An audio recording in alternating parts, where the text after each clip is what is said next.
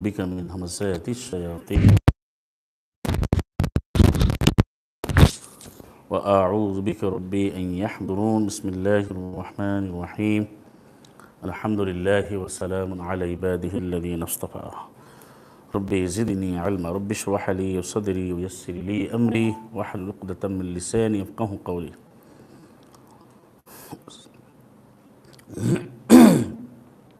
والسلام على المرسلين الحمد لله رب العالمين।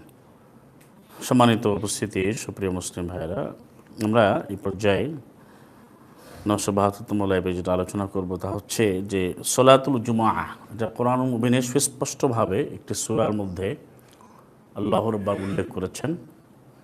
সূরাতুল জুমআ 62 নম্বর সূরা 9 নম্বর আয়াত। তো এই সলাতুল জুমআ যদি অমান্য করে তার ভয়াবহ পরিণামটা কী হবে সেটা একটু আমরা আলোচনা করব কোরআন মুবিনের আলোকে। প্রথম বিষয় হচ্ছে যে আল্লাহ সুবহানাহু ওয়া তাআলা পৃথিবীর শুরু থেকেই 12টি মাস এবং এই যে সপ্তাহে 7টা দিন আল্লাহ দয়া করে নিজেই নির্ধারণ করে দিয়েছেন। এটা আগে বুঝতে হবে, যেটা সূরা বারা, সূরা তাওবা এর 9 নম্বর সূরা 36 এবং 37 এখানে সুস্পষ্টভাবে আছে। তো আমাদেরকে সপ্তাহে এবং আমরা ওদের সূরা এই আয়াতগুলো আমরা দেখি যে এই সম্পর্কে দিন সম্পর্কে যে সূরাগুলো আছে অর্থাৎ যে আয়াতগুলো আছে দিনের ব্যাপারে, যে আল্লাহ রাব্বুল আলামিন তিনি পৃথিবীকে যে কীভাবে সৃষ্টি করেছেন, যেটা আমরা দেখতে পাই ওয়াহুয়াল্লাযী খালাকাস সামাওয়াতি ওয়াল আরদা ফি সিত্তাতি আইয়াম, 11 নম্বর সূরা 7।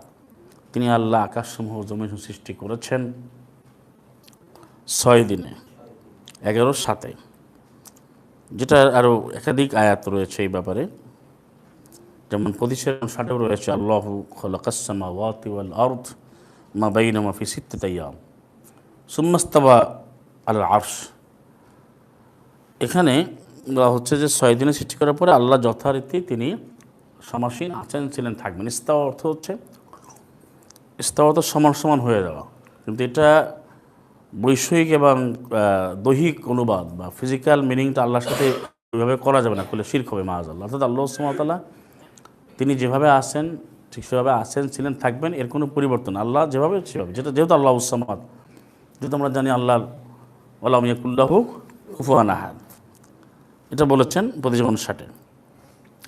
তাহলে এই 6টা দিন কর্ম করে একটা দিন আপনাকে যে কাজটা করা যাবে না সেটাকে বলা হচ্ছে সুবাতা, যে আপনার আরাম নিতে হবে, কর্মবিরতি করতে হবে। সেটাই আছে আপনার 25-47 এবং 78-9-তে, ও জাআলনা নাওমাকুম সুবাতা, আমি তোমাদের ঘুমটাকে আরামদায়ক করেছি। এখন এখানে কী সম্পর্ক দেখেন সেটা আপনি বুঝতে পারবেন যদি এই সাপ্তুনের অর্থ ধরেন। কোরআনে যেমন 2-65, 16-124, তারপরে 7 নম্বর সূরা আরাফের 162-63, সেখানে এই আমাদের এখানে এটা না জানার কারণে অনেকে এই যে শনিবার শব্দটা ব্যবহার করে। আসলে বাংলায় শনিবার কিন্তু উপমহাদেশীয় একটা ভাষা, কিন্তু কোরআনের মধ্যে সাপ্ত অর্থ কিন্তু শনি নয়, মানে সাপ্ত ডাজ নট মিন স্যাটারডে। সাপ্ত হচ্ছে কর্মবিরতি, অবকাশ যাপন, যার উদাহরণ রয়েছে 163 সূরা আরাফ, যে ওয়াসআলহুম আনিল ক্বরিয়া আল্লাতী কানাত হাদিরাতুল বাহর, যারা সমুদ্রের পাড়ে ছিল তারা সাবকে অলঙ্ঘন করতো, অর্থাৎ যেদিন তাদের কর্মকাণ্ড করা যাবে না, আল্লাহর ইবাদতে নিমগ্ন হবে, মনোযোগী হবে, মনোনিবেশ করবে, সেদিন তাদের কাছে মাছ আসতো। ইস্তাআতিহুম হিতান, মাছগুলো আসতো একবার দৌড়ে দৌড়ে, ভেসে উঠতো অনেকগুলো মাছ। ওয়াইয়াউমা লা ইয়াসবিতুন, যেদিন সাbt করতো না। এখন অর্থাৎ শনিবার, ইয়াউমুস সাbt, এরকম শব্দ কোরআন মুবিনে আসে না। আমি যেটা আগে বলছিলাম যে কোরআন যেভাবে বলে আছে ইয়াউমা সাবতিহিম, তারা যেদিন সাbt করে সেই দিন।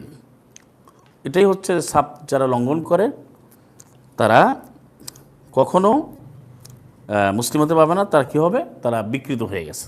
এখন আসেন আপনি 62-9-তে, ইয়া আইয়ুহাল্লাযীনা আমানু, হে যারা ঈমান আনলে, ইযা নুদিয়া লিস-সালাতি, যখন তোমাদের আহ্বান করবে সালাতের জন্য, মিন ইয়াউমিল জুমআ, জুমার দিবসে, তাহলে ফাসআউ ইলা যিকরিল্লাহ, আল্লাহর বিধানের দিকে তুমি সর্বাত্মক প্রচেষ্টা সহ যাও। এখন সালাতের জন্য ডাকা হয়েছে স্পষ্ট, তারপরে জিকির বলছে। তো অনেকে এটা না বুঝে বা বিকৃত করার জন্য এই যে জুমার দিবসের কার্যক্রমকে ব্যর্থ করার জন্য, অস্বীকার করে, অমান্য করে। এখানে বললো সলাৎ, পরে বললো জিকির। তো সলাতে আমরা কী করি, আলাদা জিকির করি না? এটা কি আলাদা করে বলতে হবে? এটার ব্যাখ্যা আপনি কোরআন মুবিন থেকেই নেবেন, বাইরে থেকে নিতে হবে না। আকিমিস সালাতা লিযিকরি, তুমি সলাৎ কায়েম করো আমার জিকিরের জন্য। তাহলে সলাৎ আমরা আসি তো জিকির করার জন্য। কী জিকির? আল্লাহর আয়াত নিয়ে জিকির করা, কোরআন নিয়ে। কিন্তু এখন সলাতের বাইরে কিছু নয়। এবং সেজন্যই এখানে পরের শব্দটা বলছো, ওয়াদারুল বাইয়া, আসতে গেলে তোমার বাধা আসবে। 66 সূরা আরাব, মাছ ধরা যাবে না। তো মাছ দিয়ে ব্যবসা করে না, করে মাছ বেশি ধরে কি জন্য? তো ওখানে ব্যবসা করা যাবে না, এখানে বলছে ব্যবসা বাণিজ্য কেনা বেচা বন্ধ রাখো। কি করো তুমি? এখন আল্লাহর বিধানের দিকে যাও। তুমি জুমার দিন তোমাকে নেদা করা হয়েছে, তুমি এখানে ঐক্যবদ্ধ হও। যালিকুম খায়রুল লাকুম, তোমাদের খুবই কল্যাণকর, ইন কুনতুম তা'লামুন, যদি তোমরা বুঝতে পারো। এবং পরে আয়াতে গেলে আপনি সেটা আরও পাবেন, এই যে 11, 10, 11তে যে সলাৎ সমাপ্তলে বেরোয় পরে 11তে বলতে তারা নবীকে রেখে তারা ব্যবসা বাণিজ্য দিয়ে ক্রিয়া করতে চলে গেছে। মূল যে বিষয়টা যে জুমার দিবসকে কেউ নষ্ট করতে পারবে না। এখন যেমন ভাই জুমার দিন কেউ বলে এই পর্যন্ত শনিবার, এমন মূর্খ আছে। কেউ বলে জুমা মানে জামা থেকে আসে একত্র, তা আমরা একাত্র হয়ে কিছু কথা বলে জুমা হবে না। এখানে স্পষ্ট আয়াত, সরাসরি ক্রিস্টাল ক্লিয়ার, মানে ওয়েল ম্যানিফেস্টেড, ফুললি ম্যানিফেস্টেড, একেবারে পরিপূর্ণভাবে এটা অর্ডিন্যান্স। এটা যখন তোমাকে জুমার দিবসে তোমাকে আহ্বান করা হবে সলাতের জন্য, ঐক্যবদ্ধ হতে হবে। এটা সেই করবে যে কল্যাণ বোঝে, আল্লাহর জ্ঞান উদ্ভাবন করে। যদি কেউ অমান্য করে তা সে কোনোভাবে মুসলিম থাকবে না, সে অভিশপ্ত হবে, সে চেহারা বিকৃত হবে। আপনি হয়তো মনে ভাই চেহারার বিকৃতি দেখা যায়, এটা আপনি বুঝবেন কোরআন ভালো করে পড়লে। অর্থাৎ মানুষের চরিত্রগত বিকৃতি হলো বড় বিকৃতি, আর চেহারার বিকৃতি ঘটে সেটা আপনি সূরা ইয়াসিন পড়লে বুঝবেন, যে 62 থেকে 67 পর্যন্ত সেটাও ঘরে। এবং ওই যে বানর হয়ে যাও, সুগার হয়ে গেছে। অর্থাৎ এই জুমার দিনের যে কার্যক্রম, যেটা আল্লাহ সুবহানাহু ওয়া তাআলা শুরু থেকে নির্ধারণ করেছেন, এটা মোল্লারা এখন ব্যাখ্যা করেছে শনিবার এক দলের, রোববার এক দলের, জুমার দিন হচ্ছে আমাদের বলা হয়, মানে প্রচলিত ইতিহাসে বলে।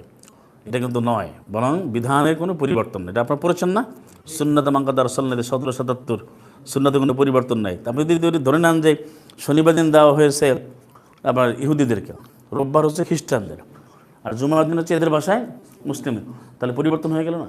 মাআযাল্লাহ। বরং এই 62 পরিষ্কার করে দিয়েছে, ব্যবসা বাণিজ্য দিন করা যাবে না। সম্পূর্ণরূপে এই জুমার দিন ঐক্যবদ্ধ হয়ে এই যে সলাত করা, কায়েম করা, এটা ফারিদা, এটা একজন মুসলিমের জন্য খুবই গুরুত্বপূর্ণ এবং খুবই খুবই গুরুত্বপূর্ণ কাজ। এটা যদি কেউ লঙ্ঘন করে, অমান্য করে, সে মুসলিম থাকার কোনো সুযোগ নেই। এটা আয়াত দিয়ে বোঝা যাচ্ছে না? যায় নাই। সে ওই যে সাপ্তাহ আয়াতগুলো পড়বেন মিলবে, তাহলে সে বিভ্রান্ত হয়ে যাবে। কিন্তু এর ভিন্ন ব্যাখ্যার কোনো সুযোগ নেই। আমরা এই দিনের যে গুরুত্ব, তাৎপর্য কোরআন থেকে আল্লাহই বলেছেন, যদি তুমি বুঝতে পারো তোমরা, আমরা সেটা আয়াত থেকে অনুধাবন করবো, মানে আমরা এর একটা যত্ন করবো এবং ভালোভাবে বাস্তবায়ন করবো, সেই প্রত্যাশা আমরা করছি। আমরা সেই লক্ষ্যে আমরা কাজ করব। এবং এটার বিরোধিতা যদি কেউ করে, তাহলে লক্ষ্য করবেন যে আপনি সে মুসলিম না, যাতে মুসলিমদের কোনো ট্রিট করবেন না। যে কোরআন ভিত্তিক এই জুমার দিনের কার্যক্রমকে যে গ্রহণ করবে না, সে মুসলিম না, তার সাথে আপনি আত্মীয়তাও করতে পারবেন না। ব্যবসা কাফের মুশরিকগুলোও করা দেয়, সেটা আয়াত আছে। কিন্তু যে জুমার দিনকে স্বীকার করবে না, সে মুসলিম, সে কাফেরের সাথে আপনার